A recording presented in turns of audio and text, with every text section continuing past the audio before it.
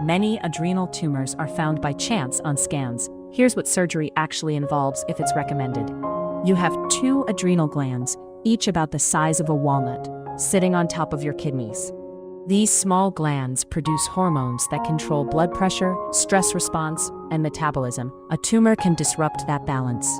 Surgery is usually considered when a tumor overproduces hormones, looks suspicious on imaging, or is larger than about 4 centimeters.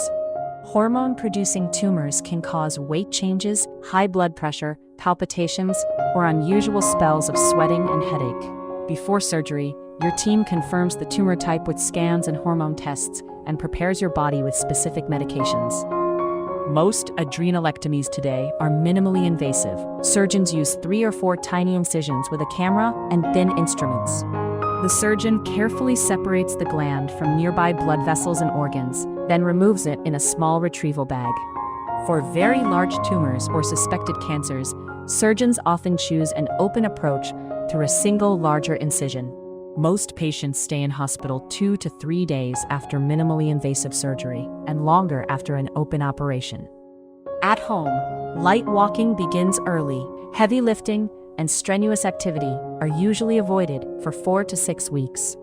The remaining adrenal gland usually produces enough hormones on its own, though some patients need temporary steroid support. Risks include bleeding, infection, blood pressure swings during pheochromocytoma surgery, and rarely injury to nearby organs. Did you know? You can get this treatment abroad at the same quality you'd get in the US or Europe for a fraction of the cost. Ginger Healthcare is one of the world's most trusted medical travel companies.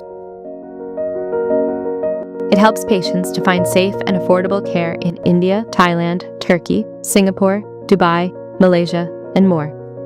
Visit ginger.healthcare or check the description for details.